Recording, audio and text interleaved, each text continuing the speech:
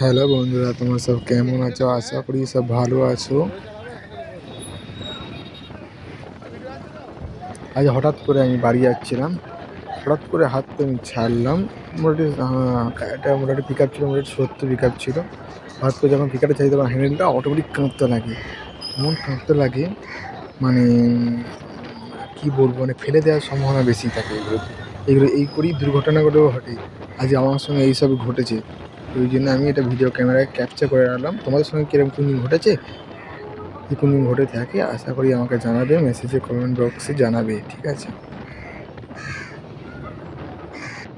এই প্রবলেমটি মানে মোটামুটি 40-50-এ হয় না, মোটামুটি 60-70-80 এরকম গেলে মোটামুটি হট করে আমি একবার ছেড়ে দিয়ে গেলাম, এই প্রবলেমটাই আসছে।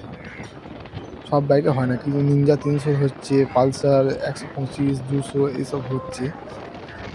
দেখেছি, আমিও একবার চেষ্টা করে দেখলাম, দেখছি আমারও প্রবলেমটা রয়েছে। কেন আমি বুঝতে পারছি না। তোমাদের কারো যদি জানা থাকে আমাকে একটু কমেন্ট বক্সে জানাবে প্লিজ, হ্যাঁ? কী করলে এই প্রবলেমটা মরবে?